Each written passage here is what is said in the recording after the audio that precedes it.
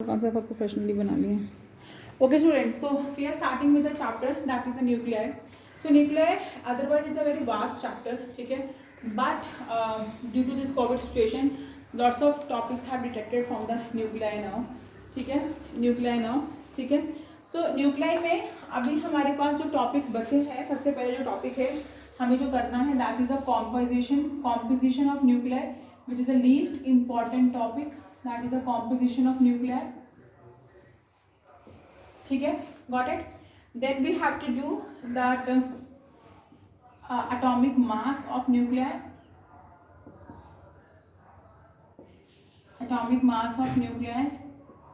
ठीक है. And then we have to do the topic that is the size of nucleus. They are very small topics, ये दोनों बहुत छोटे topics हैं. Nuclear force,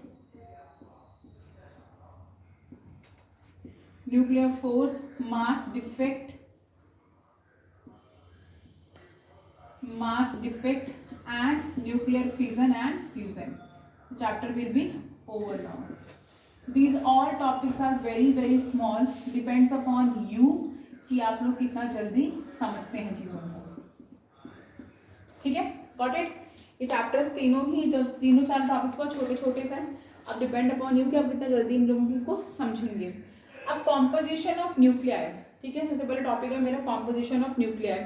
तो स्टूडेंट्स हम लोगों ने जो चैप्टर में खत्म किया है स्ट्रक्चर ऑफ एटम, इसमें हमने एक लॉ पढ़ा था that is a Rutherford model, ठीक है. रदरफोर्ड मॉडल में हम लोगों ने स्कैटरिंग गोल्ड अल्फा स्कैटरिंग किया था. गोल्ड के ऊपर हमने अल्फा रे स्कैटर करवाई थी. And what we have observe in that, हमने क्या देखा था कि जब गोल्ड फॉइल में से अल्फा रेज मूव करके जा रही हैं तो lots of alpha rays are moving without scattering. कुछ अल्फा रेज लार्ज एंगल पे स्कैटर की, कुछ क्या की स्मॉल एंगल पे स्कैटर की, ठीक है. जिससे न्यूक्लियस ने क्या कंफर्म किया कि at the centre of an atom there is an nucleus, at the centre of an atom there is an nucleus. And वो जो न्यूक्लियस है सेंटर में हमारे पास, उसके बारे में हमें डिस्कवरी करनी है. We have to discover about that. हमें उस न्यूक्लियस के बारे में लॉट्स ऑफ डिस्कवरीज करनी है. अभी बहुत सारी डिस्कवरीज बाकी हैं, थोड़ी बातें हमने पता की हैं, पर बहुत सारी बातें अभी भी हमें कंफर्मेशन के लिए बाकी हैं. बहुत सारी ऐसी चीज़ें हैं जो अभी भी कंफर्मेशन के लिए बाकी हैं. हम yet the discoveries are going on that, ठीक है. सबसे बड़ा चैलेंज था हमारे पास कॉम्पोजिशन ऑफ न्यूक्लियस, कि न्यूक्लियस के अंदर क्या है, ठीक है, न्यूक्लियस किस चीज़ का बना है, ठीक है. तो सबसे पहले हमारे पास बहुत सारे हाइपोथेसिस आए. हाइपोथेसिस होती हैं जो बातें हम लोग बोल देते हैं, ठीक है, बातें हम लोग बोल देते हैं पर उनको हम लोग मतलब अप्रूव नहीं करते हैं. पहले ज़माने में हम लोग कभी एक्सपेरिमेंट्स नहीं बोलते थे. जब भी कोई लॉ आता था so we never said that कि दिस थिंग्स आर एक्सपेरिमेंट, ठीक है. हम एक्सपेरिमेंट्स परफॉर्म नहीं करते थे. हमारे साइंटिस्ट भी नहीं होते थे, हमारे फिलोसफर्स होते थे. और वो फिलोसफर्स क्या करते थे, अपने लॉजिक्स के आधार पे, अपनी ऑब्जर्वेशंस के आधार पे हमें जो थ्योरीज देते थे ना, उन थ्योरीज को हम हाइपोथेसिस थ्योरीज बोलते थे, ठीक है. क्योंकि वो थ्योरीज कभी कभी गलत होती थी, तो वो उनकी इमेजिनेशन के ऊपर होती थी. कोई रियल फैक्ट्स लॉजिक्स के ऊपर नहीं होती थी, उनकी इमेजिनेशन के ऊपर होती थी, ठीक है. सो ऐसे ही हमारे पास दो मेन थ्योरी हैं on the composition of nucleus के ऊपर. दो मेन थ्योरी हैं हमारे पास. पहली थ्योरी जो है हमारी न्यूक्लियाई के ऊपर, ठीक है, उसमें बहुत सारे हाइपोथेसिस थे, वो थ्योरी गलत होगी. जो दूसरी थ्योरी थी that was the correct theory, ठीक है. क्योंकि पहली थ्योरी में हमने ये बात रख दी थी कि न्यूक्लियस के अंदर इलेक्ट्रॉन होता है, which is the totally a wrong concept. De Broglie और हाइजेनबर्ग ने तो इस बात को माना ही नहीं था, ठीक है. हम न्यूक्लियस की कॉम्पोजिशन कैसे पढ़ रहे थे, आपको पता है सबसे पहले हमने जब न्यूक्लियस की कॉम्पोजिशन पढ़ने लगे, आपको पता है क्योंकि कभी भी किसी चीज़ का एटम का न्यूक्लियस टूटता नहीं है. जब तक न्यूक्लियस ब्रेक नहीं होगा, टूटेगा नहीं, तो उसकी स्टडीज कैसे होंगी. इलेक्ट्रॉन इतना मशहूर क्यों है, why the electron is so मशहूर, ठीक है, वाई सो फेमस, क्योंकि उसके अंदर से रेडिएशंस निकल रही हैं. उसके अंदर से जो निकल रहा है हम उसे स्टडीज कर रहे हैं और we can give its properties. अब एक इंसान अगर आइसोलेट होके बैठ जाए, अपने बारे में कुछ बोले ना, बताए ना, तो उसके बारे में हमें कैसे पता लगेगा. जो इंसान थोड़ा सा फ्रैंक है, बातें कर रहा है, अपनी एडवर्टीजमेंट कर रहा है, उसी के बारे में पता लगता है ना आप लोगों को, ठीक है. वैसे ही हमें भी न्यूक्लियस के बारे में जानना था, पर मेन प्रॉब्लम ये था कि न्यूक्लियस के बारे में जाने कैसे, ठीक है, क्योंकि nucleus is very isolated form. But then हमारे पास कुछ रेडियो एक्टिव एलिमेंट्स आए जिनका न्यूक्लियस ब्रेक होता है. जिनका न्यूक्लियस ब्रेक होता है। और जब कोई रेडियो एक्टिव एलिमेंट ब्रेक होता है तो उसके न्यूक्लियस के अंदर से अल्फा बीटा और गामा रेज निकलती हैं। तो उन अल्फा बीटा गामा रेज की स्टडीज से हमने क्या किया, कॉम्पोजिशन ऑफ न्यूक्लियस के बारे में पता किया। ठीक है, सो जो पहली हाइपोथेसिस थी, आपको इतना ही जरूरी पढ़ना नहीं है इसके बारे में, बट मैंने क्योंकि टॉपिक लिख दिया गया है सो आई हैव जस्ट, मैंने भी लिख दिया अपनी नोट्स में। ठीक है, पहली हाइपोथेसिस को हम प्रोटॉन इलेक्ट्रॉन हाइपोथेसिस बोलते हैं और दूसरी हाइपोथेसिस को हम प्रोटॉन न्यूट्रॉन हाइपोथेसिस बोलते हैं। तो पहली हाइपोथेसिस में नाम ही उसका प्रोटॉन इलेक्ट्रॉन है, तो हम क्या मान के चलते थे कि न्यूक्लियस के अंदर क्या होता है, प्रोटॉन और इलेक्ट्रॉन होता है। ठीक है, सो जो पहली हाइपोथेसिस थी, ठीक है, वो हमारे पास 1930 में आई थी। ठीक है, and that is with the help of emission of alpha particle और बीटा पार्टिकल्स। हमें न्यूक्लियस के अंदर क्या कॉम्पोजिशन है, न्यूक्लियस के अंदर कौन से पार्टिकल्स हैं, हमें कैसे पता लगा था, अल्फा और बीटा पार्टिकल्स की एमिशंस के थ्रू। और वहां पे भी हमने अल्फा पार्टिकल जो एमिट हो रहे हैं और जो बीटा पार्टिकल एमिट हो रहे हैं उनके अंदर जो पार्टिकल्स हैं उनके बारे में रॉन्ग एज्यूम कर लिया था। ठीक है, जो हमारी ये प्रोटॉन इलेक्ट्रॉन हाइपोथेसिस थी उसके अकॉर्डिंग आपके पास अगर एक न्यूक्लियस है, हम ये तो बस ट्रू, कोई भी एटम है तो उसका मास नंबर किससे डिनोट करते हैं, ए से, और उसका एटॉमिक नंबर किससे डिनोट करते हैं, जेड से। ठीक है, तो हमारे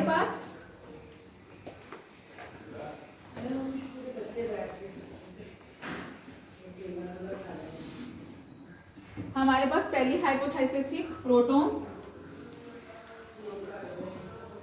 इलेक्ट्रॉन हाइपोथेसिस। ठीक है, जिसके according, this is very true, किसी भी एटम का अगर आपको मास डिनोट करना है तो you have to denote from A. तो A is the mass number of an atom. ठीक है, and Z is its atomic number. ठीक है, so according to this hypothesis, ठीक है, अगर एक एटम है तो उसके अंदर जो उसका न्यूक्लियस है, उसके अंदर जो न्यूक्लियस है, एक एटम के अंदर जो न्यूक्लियस है, उस न्यूक्लियस के अंदर ए नंबर ऑफ प्रोटॉन्स है। क्या है उसके अंदर, जितना उसका मास नंबर है उतने प्रोटॉन्स है, और उसके अंदर ए माइनस जेड क्या है, इलेक्ट्रॉन है। इस हाइपोथेसिस के अकॉर्डिंग टू दिस हाइपोथेसिस, एक न्यूक्लियस के अंदर कितने प्रोटॉन है, ए, जितना उसका मास नंबर है, और कितने इलेक्ट्रॉन है, ए माइनस जेड इलेक्ट्रॉन्स है। पर एक एटम क्या होता है, एटम इज अ न्यूट्रल। ठीक है, तो उसने बोला, इस हाइपोथेसिस ने बोला कि न्यूक्लियस के अंदर भी इलेक्ट्रॉन्स होते हैं और न्यूक्लियस के आसपास भी इलेक्ट्रॉन रिवॉल्व करते हैं। और कितने इलेक्ट्रॉन रिवॉल्व करते हैं न्यूक्लियस के आसपास, जेड। ऐसा क्यों किया उसने, क्योंकि उसे एटम को न्यूट्रल बताना था। एटम को न्यूट्रल बताना था मतलब जितने प्रोटॉन्स है उतने ही इलेक्ट्रॉन शो करने थे। तो उसने ये शो किया कि न्यूक्लियस के अंदर ए माइनस जेड इलेक्ट्रॉन है और प्लस जेड इलेक्ट्रॉन है न्यूक्लियस के बाहर रिवॉल्व कर रहे हैं। तो कट करेगा तो कितने आएंगे, कितने इलेक्ट्रॉन आ जाएंगे, ए, कितने इलेक्ट्रॉन आ जाएंगे, ए, तो ए इलेक्ट्रॉन और ए ही प्रोटॉन, जिससे एलिमेंट क्या हो गया मेरा, एटम क्या हो गया मेरा, न्यूट्रल हो गया। But that was a completely wrong. Heisenberg ने और डी ब्रॉगली ने इस इक्वेशन को गलत बोला। 2 रीजन बिहाइंड दैट। ठीक है, इसके पीछे 2 रीजन थे गलत बोलने के इसको। This hypothesis could not be accepted because, इसके रीजन क्या था, सबसे पहले तो हमारे पास, हम लोग कभी भी वेव मैकेनिक्स माना जो वेव ऑप्टिक्स है, हमारे जो वेव मैकेनिक्स है जो हम पढ़ते हैं, ठीक है, इसमें हम इलेक्ट्रॉन को एज अ वेव नेचर भी मानते हैं, उसमें हम लोग इलेक्ट्रॉन को कभी भी न्यूक्लियस के अंदर एग्जिस्ट नहीं मान सकते। क्योंकि अगर एक न्यूक्लियस को इलेक्ट्रॉन के अंदर रहना है तो कम से कम उसके पास जो एनर्जी है वो 200 200 टू 300 मेगा इलेक्ट्रॉन वॉट के बीच में होनी चाहिए। मतलब अगर एक इलेक्ट्रॉन को न्यूक्लियस के बीच में एग्जिस्ट करना है तो उसका energy 200 to 300 mega electron volt होना चाहिए। जबकि एक्सपेरिमेंटली जब हमने इलेक्ट्रॉन का एनर्जी निकाला तो वो कितना था, 2 electron volt to 3 electron volt बस। तो that means electron can not be exist inside the nucleus. ठीक है, और दूसरी वैल्यू जो थी कि जो मैग्नेटिक मूवमेंट होता है न्यूक्लियाई का वो बहुत कम होता है और इलेक्ट्रॉन का मैग्नेटिक मूवमेंट्स बहुत ज़्यादा होता है। तो इस वजह से इलेक्ट्रॉन किसके बीच में, न्यूक्लियस के बीच में नहीं रह सकता। ठीक है, और एक और गलती हुई थी, जब ये थ्योरी रखी थी प्रोटॉन इलेक्ट्रॉन की, तो ये माना गया था। वैसे आपको पता है कि अल्फा पार्टिकल के ऊपर कितना चार्ज होता है, अल्फा पार्टिकल पे कितना चार्ज होता है, इसका 4 मास होता है, इसका मास क्या होता है 4 और इस पे चार्ज कितना होता है 2। तो अकॉर्डिंग टू इसमें क्या होते हैं 2 प्रोटॉन 2 इलेक्ट्रॉन। पर ये थ्योरी क्या बोलती थी कि हमारे पास जो अल्फा पार्टिकल है उसमें 4 प्रोटॉन है और 2 इलेक्ट्रॉन है, तो यहाँ से भी गलत हो गया था वो, ठीक है। और इसमें इसने बीटा एमिशन के बारे में बिल्कुल सही बोला था कि बीटा एमिशन के अंदर क्या होते हैं, इलेक्ट्रॉन्स होते हैं। बीटा एमिशन हमेशा इलेक्ट्रॉन से बनती है, अल्फा इलेक्ट्रॉन जो अल्फा पार्टिकल्स हैं वो हमेशा किससे बनते हैं, प्रोटॉन से बनते हैं, ठीक है। पर प्रोटॉन कितने हैं वो मात्रा गलत बताई थी। अल्फा पार्टिकल के अंदर 2 प्रोटॉन 2 इलेक्ट्रॉन होते हैं, पर इस थ्योरी के अंदर अल्फा पार्टिकल के अंदर 4 प्रोटॉन और 2 इलेक्ट्रॉन थे। तो ये थ्योरी पूरी की पूरी ही गलत हो गई थी। Then the next theory come which is the theory of proton and neutron hypothesis. ये थ्योरी सही थी क्योंकि इस थ्योरी में क्या बताया था हमें कि एक न्यूक्लियस के अंदर प्रोटॉन होता है, इलेक्ट्रॉन होता है, प्रोटॉन होता है, न्यूट्रॉन होता है, और इलेक्ट्रॉन क्या होता है, न्यूक्लियस के बाहर रिवॉल्व करता है, न्यूक्लियस के अंदर न्यूक्लियस के अंदर इलेक्ट्रॉन नहीं होता। So the next theory which was a correct theory that was a proton neutron, that was a proton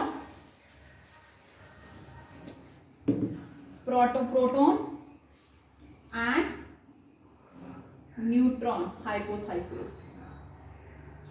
ये थ्योरी हाइजेनबर्ग ने रखी थी किसकी थ्योरी के बाद, जब चैडविक आए थे। चैडविक कौन से सन में आए थे, आई एम नॉट एग्जैक्टली, 1932 में।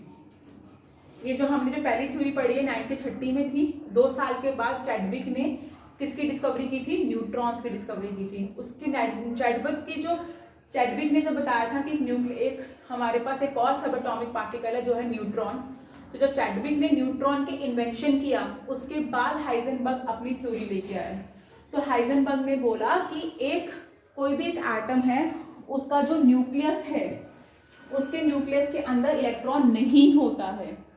न्यूक्लियस उस क्या रिवॉल्व करता है, electron revolve outside the nucleus, ठीक है। अगर आपके पास एक एटम है तो इलेक्ट्रॉन जो रिवॉल्व करेगा, electron revolve outside the nucleus, ठीक है। न्यूक्लियस के अंदर क्या होगा, न्यूक्लियस के अंदर उसने बोला जेड क्या होता है हमारे पास एक एटम का एटॉमिक नंबर।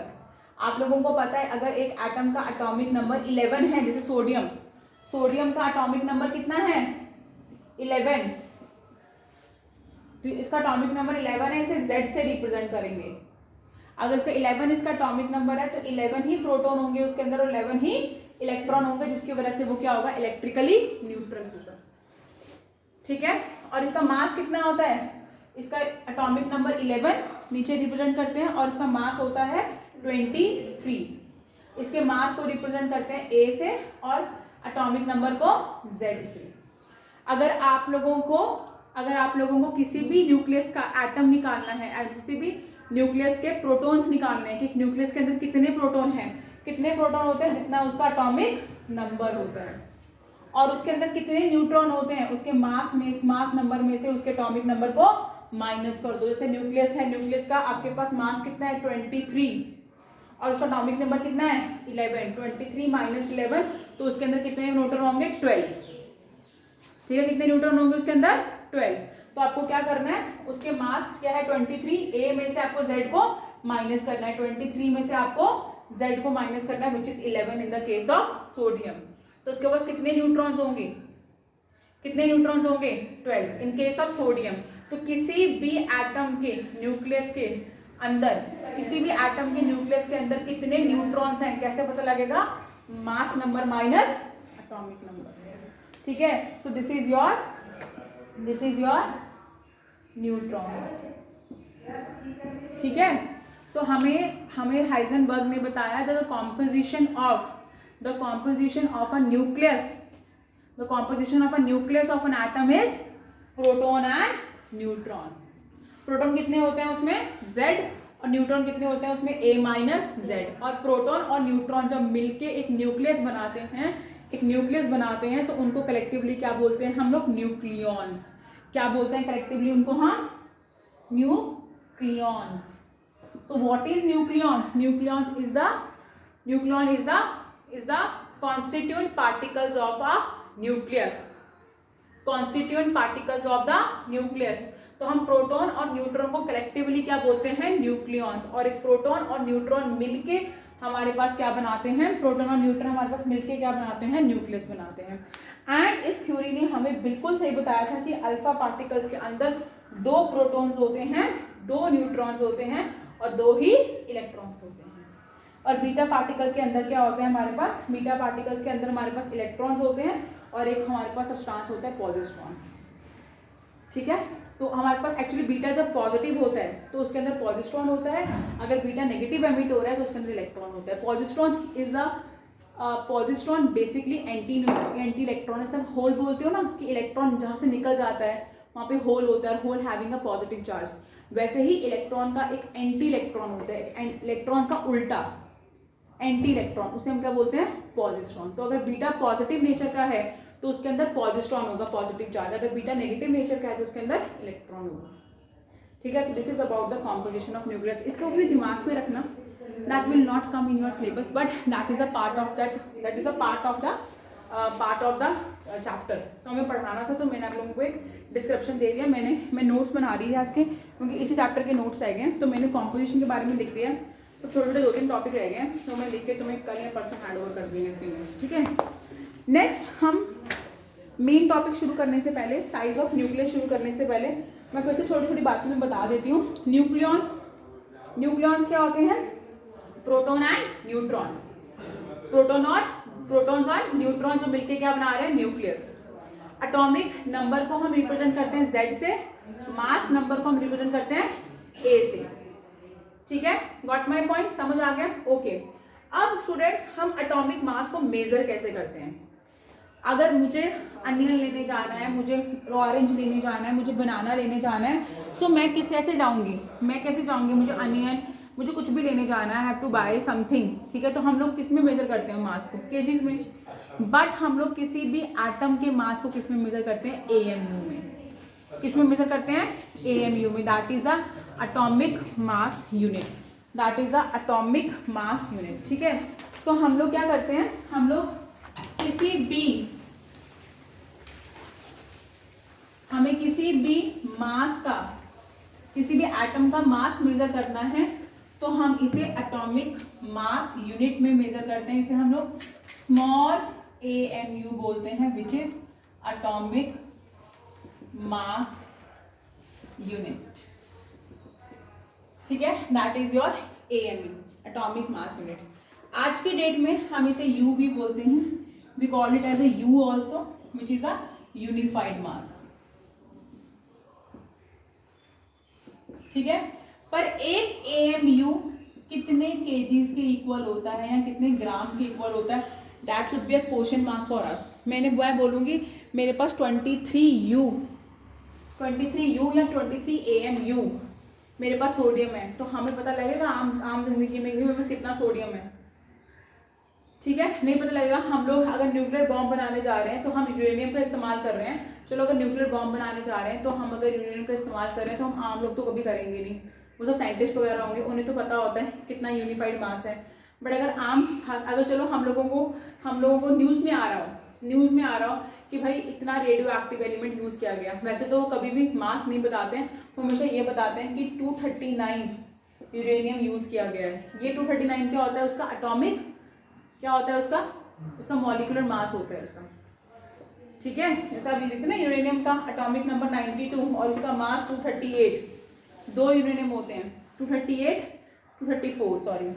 ठीक है, 238 वाला क्या होता है, रेडियो एक्टिव होता है। क्या होता है, 238 वाला रेडियो एक्टिव होता है, जो हम लोग बॉम्ब बनाने के इस्तेमाल में लेके आते हैं। ठीक है, सो अगर हमें किसी भी एटम का मास निकालना है, so we are measuring in AMU। और AMU का जो डेफिनेशन होता है, ठीक है, वो क्या होता है, हमारे पास 1 atomic mass is defined as the 1/12 the mass of an carbon 12। 1/12 of an mass of an atom of a carbon 12। अब देखो इसने, अब ध्यान से देखना, यहाँ से हम लोग AMU को kg से डिफाइन करेंगे। सो इसने क्वेश्चन में बोला, हमें इसकी डेफिनेशन में बोला that 1 AMU is defined as the 1/12 1/12 the mass of an carbon 12 atom. मतलब अगर आपको 1 AMU निकालना है, अगर आपको पता करना है कि 1 AMU कितना है, जैसे मुझे पता है कि अगर 1 डजन है तो उसमें 12 केले आएंगे, 1 डजन चुन्नियाँ लेने जा रहे हो तो मुझे 12 चुन्नियाँ मिलेंगी. I know the quantity. वैसे 1 AMU अगर मेरे पास कोई सब्सटेंस है तो उसके अंदर कितनी क्वांटिटी है, तो कितनी क्वांटिटी है इसके डेफिनेशन के अकॉर्डिंग आप क्या करो, कार्बन 12, मतलब कौन सा कार्बन, 2 तरह के कार्बन होते हैं, कार्बन 12 एंड कार्बन 14.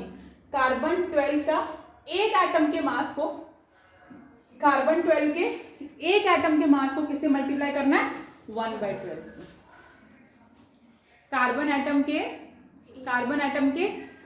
एक कार्बन एटम, कौन सा कार्बन एटम, कार्बन 12, उसके एक एटम के मास को आपको 1/12 से मल्टीप्लाई करना है. नाउ द प्रॉब्लम इज कि एक कार्बन एटम का मास कितना होगा.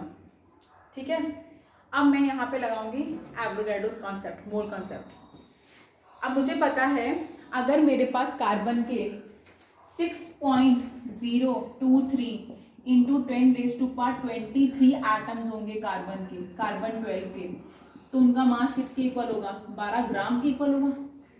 Remember 1 mole is equals to the molecular mass and molecular mass of an atom is equals to the Avogadro number of an atom. 12 ग्राम क्या है, कार्बन का मॉलिकुलर मास. कार्बन का atomic number कितना होता है, 6, और उसका मॉलिकुलर मास क्या होता है, 12. 2 तरह के कार्बन होते हैं. ठीक है, एक जो कार्बन होता है उसका मास 12 होता है और एक कार्बन होता है उसका मास 14 होता है. ठीक है, जो कार्बन 14 होता है वो रेडियो एक्टिव डेटिंग के काम आता है. मतलब कोई, जैसे कोई आपके पास, आपको पता होगा, आपको बोला जाता है कि यार आप शिमला जाओ, वहाँ पे हडिम्बा का मंदिर है, हनुमान जी का मंदिर है, वहाँ पे बोलते हैं ये यहाँ पे जो पेड़ है वो 100 साल पुराने हैं. ठीक है, आप लोग कभी कहीं बहुत एंशियंट जगह पर जाओ तो बोलेंगे पहाड़ इतने साल पुराना है. यहाँ पे कैसे पता लगता है 300 साल पुरानी चीज़, 400 साल पुरानी चीज़. हम लोग उसके अंदर अमाउंट ऑफ कार्बन चेक करते हैं. क्या करते हैं, अमाउंट ऑफ कार्बन चेक करते हैं. जितना कार्बन कंज्यूम हो गया और कितना कार्बन बच गया, उसके अकॉर्डिंग हम क्या निकालते हैं, उसकी एज निकालते हैं. आजकल एक नया प्रोसेस आया है. क्या प्रोसेस आया है वो नया, कि अब आप लोगों की बॉडी की एज मेजर होती है. आप चलो यू आर 17-18, पर आपकी वो क्या करते हैं, आपकी बॉडी की एज मेजर करते हैं कि आपकी बॉडी की मशीनरी कितने साल की होगी है. क्योंकि कुछ लोग बहुत काम करते हैं तो अपनी बॉडी से एक्सेस वर्क लेते हैं, तो उनकी बॉडी के जो मसल्स होते हैं, उनकी बॉडी की जो मशीनरी होती है वो एज से पहले ही क्या होती है, वीक होनी शुरू हो जाती है. तो उनको बोला जाता है कि भाई although you are 28 years old, ठीक है, although you are 32 years old, पर तुम्हारी जो बॉडी है ना, उसकी जो मशीनरी है ना, उसकी एज 40 ईयर्स इतनी हो गई है. मतलब एक ह्यूमन बीइंग जो एवरेजली 40 साल में काम ले रहा है अपनी बॉडी से, तुमने 32 ईयर्स में ले लिया है. अब कई जब हम लोग ही हैं, मतलब से हम लोग बहुत फास्ट फूड कंज्यूम करते हैं, तो हमारा our digestive system is like an machinery. ठीक है, तुम उसमें कूड़ा फेंकती जाओगे, उसको डाइजेस्ट करने के लिए उसको एक्स्ट्रा वर्क करना पड़ेगा. आजकल वो कितने सारे, मतलब people, lots of saint has come, lots of Ayurvedic rotis has come. क्यों आई हैं, क्योंकि लोग इतना फास्ट फूड खा रहे हैं, इतना कुछ खा रहे हैं, तो मशीनरी को, हमारी जो डाइजेस्टिव मशीनरी है उसको रुकने का मौका ही नहीं मिल रहा. वो काम करती जा रही है. जब वो कॉन्टिन्यूसली काम करेगी तो वो क्या, खराब होगी.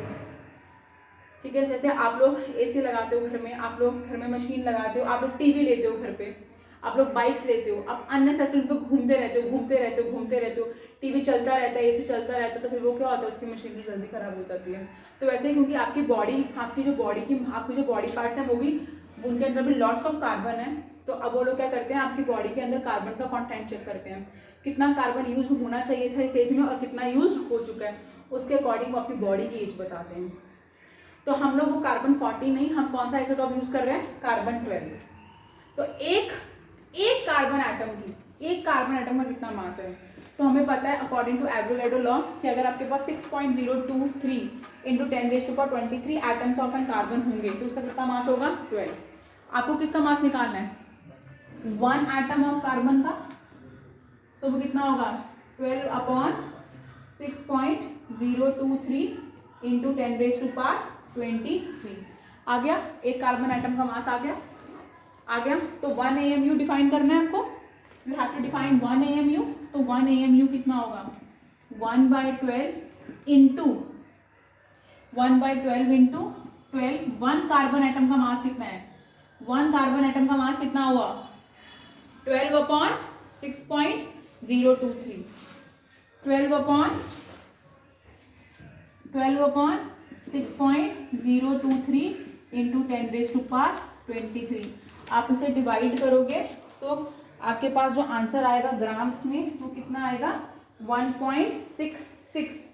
कितना आएगा? 1.66 इंटू 10⁻24 ग्राम्स। 1.66 into 10⁻24 grams. ठीक है, अब इसे केजीस में कन्वर्ट करना है तो कैसे करोगे? 1000 से क्या करोगे? आप उसे डिवाइड कर दोगे। ठीक है, तो कितना बनेगा ये? 1.66 इंटू 10⁻27 kg। तो 1 AMU का कितना मास होता है? 1.66 into 10⁻27 kg। Got my point? तो यहाँ से हमें एटॉमिक मास की यूनिट क्या होती है? 1 AMU, सॉरी एटॉमिक मास की यूनिट क्या होती है? AMU, जिसे हम यूनिफाइड मास भी बोलते हैं। And 1 AMU is equals to the 1.66 into 10⁻27 kg। तो ये हो गया हमारे पास AMU की बात। अब हम बात करते हैं साइज ऑफ न्यूक्लियस। हमारे पास न्यूक्लियस का साइज कितना हो गया? ठीक है, सो न्यूक्लियस के साइज के ऊपर भी, ठीक है, वैसे तो न्यूक्लियस का साइज होता है 10⁻⁻15 फर्मी, किसी का भी न्यूक्लियस हो। ठीक है, उसका जो स्टैंडर्ड जो उसका एक साइज है दैट इज 10⁻⁻15 फर्मी, बहुत छोटा होता है। इलेक्ट्रॉन का स्टैंडर्ड साइज होता है 10⁻⁻10। न्यूक्लियस का स्टैंडर्ड साइज होता है 10⁻⁻15। तो नेचुरली न्यूक्लियस का साइज छोटा है, इलेक्ट्रॉन का साइज बड़ा है, वैसे भी इलेक्ट्रॉन न्यूक्लियस के अंदर फिट नहीं आ सकता। ठीक है, तो वो तो चलो हमें पता लग ही गया था ना, जो पहली थ्योरी थी कि इलेक्ट्रॉन एग्जिस्ट ही नहीं करता न्यूक्लियस के अंदर। तो सेकंड चीज मैंने तुम्हें अभी ये बता दी कि इलेक्ट्रॉन का साइज जो होता है वो न्यूक्लियस के साइज से बड़ा होता है। न्यूक्लियस का जो साइज होता है, size of nucleus is approximately 10⁻⁻15 fermi. ठीक है,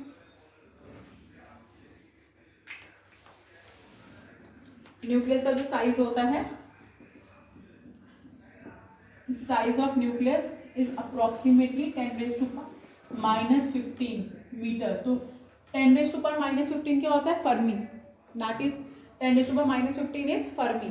ठीक है, और साइज ऑफ इलेक्ट्रॉन होता है 10⁻⁻10 अप्रोक्सीमेटली। तो ऑब्वियस इलेक्ट्रॉन का साइज क्या होगा? इलेक्ट्रॉन का साइज क्या होगा? थोड़ा बड़ा है, और न्यूक्लियस का छोटा है तो उसमें फिट ही नहीं आ सकता। पर हमने न्यूक्लियर का साइज निकाला कैसे? न्यूक्लियर का साइज हमने एक्सपेरिमेंट से निकाला। ठीक है, न्यूक्लियस को हम लोग कंसीडर करते हैं एज अ स्फेयर। ठीक है, न्यूक्लियस को हम लोग एज अ स्फेयर कंसीडर करते हैं। किसी भी स्फेयर का वॉल्यूम निकालना है तो कैसे निकालोगे? 4/3 πr³। हमें उसका रेडियस पता होना चाहिए, रेडियस पता होगा, यहाँ डालेंगे वॉल्यूम निकल आएगा। ठीक है, सो हमारे पास we have to find out the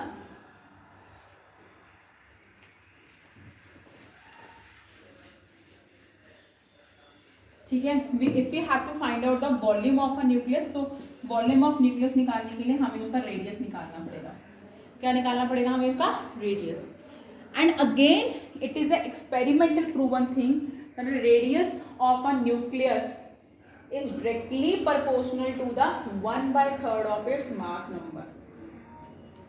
The radius of a nucleus is directly proportional to the 1/3 of its mass number. मतलब जैसे जैसे एक न्यूक्लियस का मास नंबर बढ़ता जाता है वैसे वैसे उसका रेडियस भी बढ़ता जाता है, पर कितना?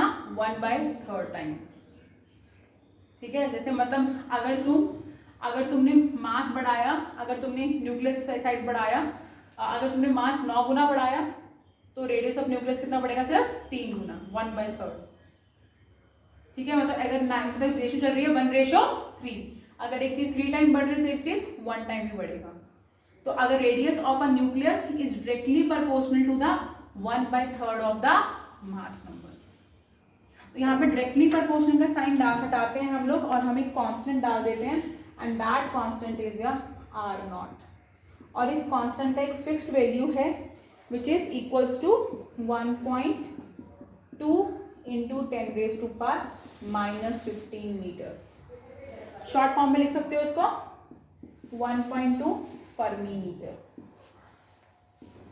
ठीक है, so again repeating this formula is very important, we are using this formula. एक क्वेश्चन आता है न्यूक्लियर डेंसिटी का, बस यही एक न्यूमेरिकल बनता है इस टॉपिक में। अब कोई न्यूमेरिकल वाला टॉपिक ही नहीं रह गया, मैं क्या करूँ। ठीक है, पहले तो बाइंडिंग एनर्जी का बहुत इंपॉर्टेंट कॉन्सेप्ट था, पर खदों ने हटा दिया, मुझे समझ नहीं आया क्यों हटाया खदों ने, पर they have remove the topic. ठीक है, सो अभी हमें क्या एक ही कॉन्सेप्ट बन रहा है यहाँ पे।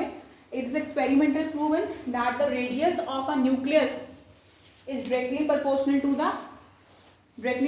to the atomic number 1/3 of the atomic mass of that atom, atomic mass of है ना न्यूक्लियस, कुछ भी बोल लो। ठीक है, एंड यहाँ पे हम डायरेक्टली प्रोपोर्शनल का साइन हटाएंगे, हम डालेंगे R0 जो एक कांस्टेंट है जिसकी fixed value which is 1.2 into 10⁻⁻15 metre.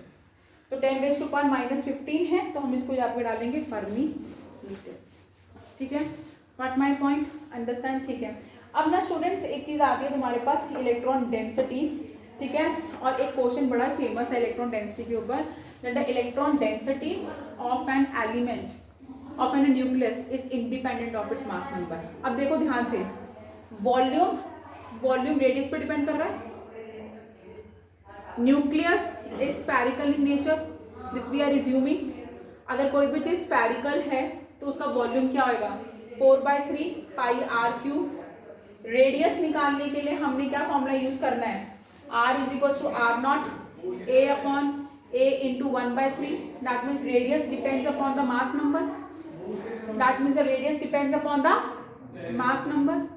Got my point, radius किस पे डिपेंड कर रहा है, मास पे डिपेंड कर रहा है, radius is depending upon the mass.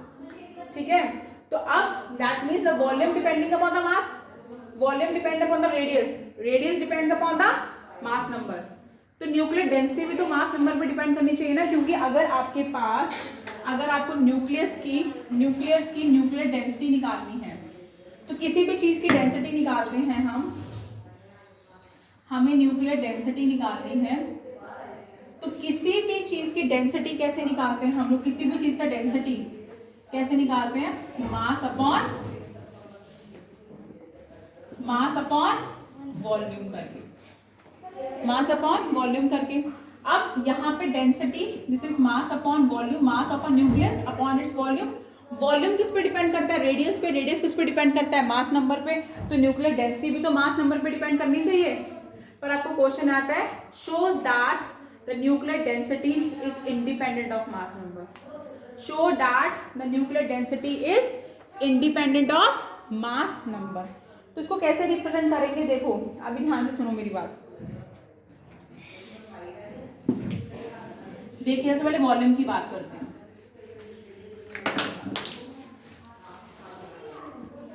Okay, तो volume of a nucleus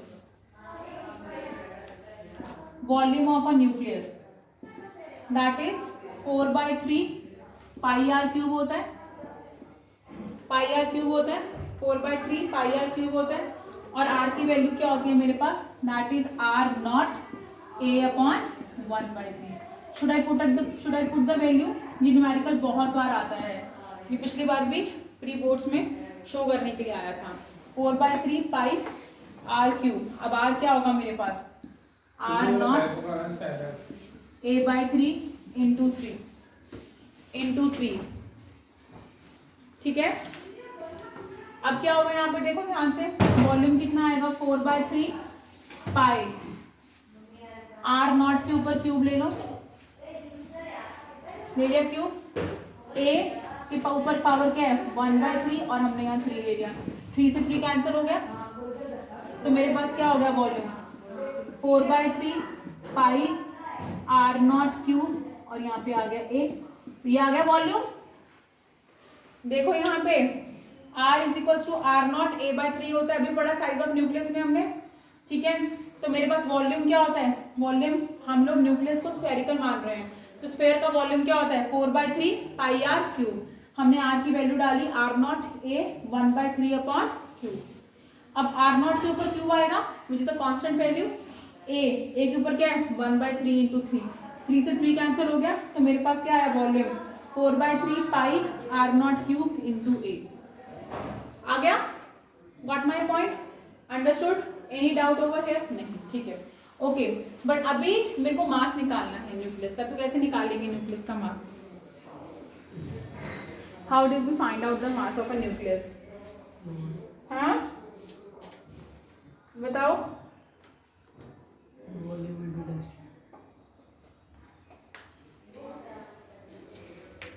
A be the mass number. Let's suppose हमारे पास ए क्या है? मास नंबर है। जैसे मतलब हमारे पास न्यूक्लियस के अंदर 23 प्रोटॉन्स हैं। कैसे बना? 11 प्रोटॉन्स, ठीक है। जैसे मेरे पास सोडियम का न्यूक्लियस है, सोडियम का न्यूक्लियस है, उसका कितना मास नंबर होता है? 23। What do you mean by 23? 23 mean that उसके अंदर 11 प्रोटॉन्स हैं और 12 क्या है? न्यूट्रॉन्स हैं। अब ये जो मास नंबर आया है, ठीक है, इसे मास ऑफ न्यूक्लियस से मल्टीप्लाई कर दे। आपके पास 5 टॉफीज हैं, एक टॉफी का वेट 2 kg है, तो 5 टॉफीज का वेट कितना होगा? 2 × 5। आपके पास कितने न्यूक्लियॉन्स हैं? कितने न्यूक्लियॉन्स हैं? 23। 11 प्रोटॉन, 12 न्यूट्रॉन्स, 23। और उन न्यूट्रॉन्स का उन न्यूक्लियॉन्स का